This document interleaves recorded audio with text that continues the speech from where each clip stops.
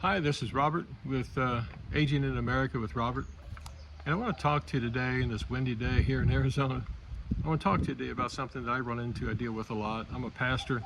I deal with a lot of families here, helping them through the hardest time in their life when they've lost a loved one. I'm officiating services, but I'm also talking to them about things like preparations. And one of the questions that comes up a lot is, frankly, is about the cost.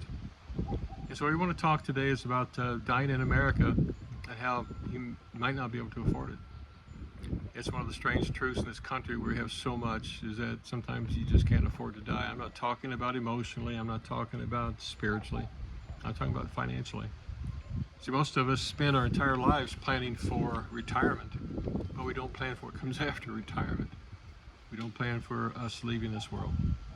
And the truth is, when death comes, families are often forced to make decisions while they're grieving, while they're shocked, and they're financially unprepared. It's the worst time when you're in a crisis like that, the worst time to have to make those big decisions. So I want to talk to you about the real cost of dying in America. Before we get started though, I'm Robert. This channel is Aging in America with Robert, where we try to have some conversations about things that matter to us senior citizens, 50s, 60s, 70s, 80s, things that maybe sometimes don't get their own voice, but we need to talk about them. So when a person dies, one of the first choices that have to be made, obviously, is picking a funeral home. If you haven't pre-planned, I would recommend pre-planning, but if you haven't pre-planned, you have to know someone or know a funeral, or maybe you had a family member that's been buried at a funeral home before, and you have to reach out to a funeral home and talk to a director. Then you have to make a decision between cremation and burial. And those have different emotional weights to them. We're going to talk about that a little later. There's a quiet truth about cemeteries and about those choices that almost no one talks about. I've witnessed them over and over again. I think we're going to have that conversation. Okay, so when someone dies, the clock starts ticking. A funeral home has to be called.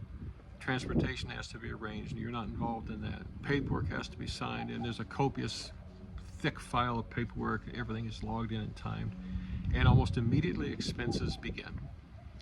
Well, in the United States today, the average cost of a funeral is around $7,700, but that number can rise quickly. See, a traditional burial with a viewing, with a service, hiring a pastor, officiant, transportation, cemetery costs can climb easily $9,000, $10,000, $11,000, $12,000. And it often won't include the cemetery plot, opening and closing the grave, a vault or a liner, a headstone, flowers, and reception. By the time everything is done, that number can easily be $15,000 to $20,000. And those decisions have to be made within 48 hours of death. It's a terrible time to have to make those decisions and make those calls. Grief and pressure are a terrible platform, terrible conditions for making those big financial decisions.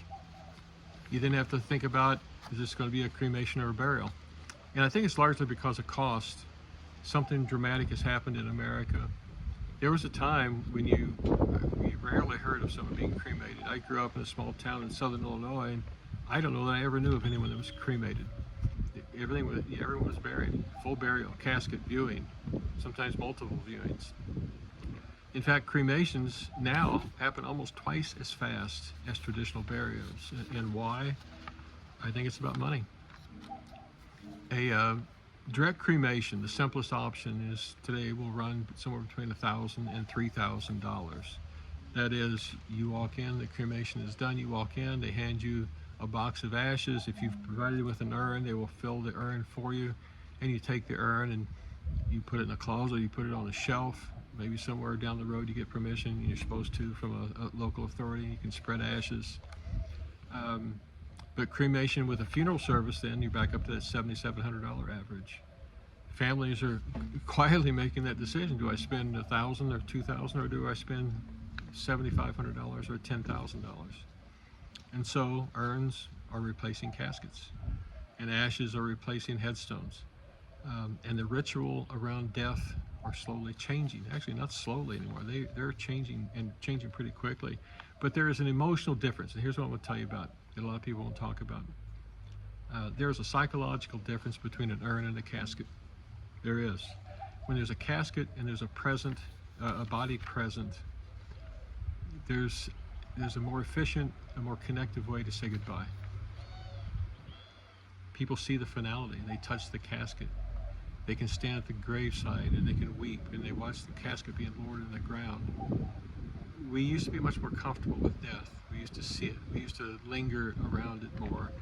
Again, the visitations oftentimes were 2 days of visitation.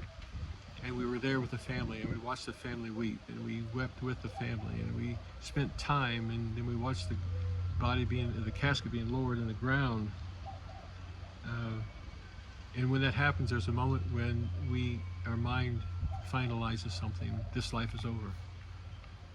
We grasp that this is an end.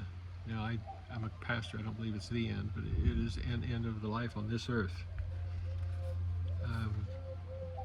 Cremation can feel different. It does feel different, I think. There's no viewing, oftentimes. Sometimes there's no service. Sometimes the ashes are just placed in the box and taken home, and closure just becomes something that's much more abstract. Now, I'm not saying that one is right or wrong, but they are just emotionally different experiences, and that is undeniable. And many families don't realize that till later. I've seen and talked to many families after the fact who have said, I wish we had not done a cremation, or I wish we had because you can have a visitation, you can have a body laid out, you can have the casket, and then later do a cremation too. They wish they had done something different. But on the other side of that, let me tell you the quiet truth about graves. Eventually, every grave goes unvisited. That's kind of a hard truth. And at first there are flowers and there are anniversaries and there are birthdays and there are holidays. But time moves forward and children move away and people forget. Grandchildren never knew the person buried there. Slowly visits become rare and stop. I went back last year for my 50th high school reunion. We went to the cemetery. It's a visit you're going to make. We went to a second cemetery where even older ancestors were buried, and people haven't been there. There's no flowers brought out there, and some of these are from early 1900s, and now the numbers on the gravestones are wearing away, and no one is coming to visit them. They're not even something we think about on a regular basis. So it's just it's not sad. It's just the rhythm of life. It's the rhythm of time. The life is now reduced to some lines in granite, and there's no witness to it anymore. So here's the strange truth. You may not be able to afford to die. Your family may struggle with the cost. They might choose cremation instead of burial. They may visit your grave for a while. But eventually time moves forward, and what remains is the headstone or the urn or the cemetery plot. But what remains is the impact you had on them in your life. The kindness you showed, the love you showed, the wisdom you shared. Those things last longer than marble or granite, longer than ashes, longer than any monument. So maybe the real question isn't how will we be buried? Can we afford to die? Maybe the question isn't how will we be buried? Maybe the real question is how will we be remembered? What are people going to think of us, our children, our loved ones that are with us now? How will they think of us? It's not the size of the tombstone. It's not the size of the monument. It's not how much you spent. It's how much you gave.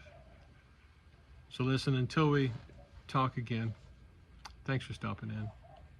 Do me a favor and like and subscribe. We're trying to grow this channel. I think we're saying some things that those of us in my age group, 50s, 60s, 70s, 80s, we need to say, and we need to be heard.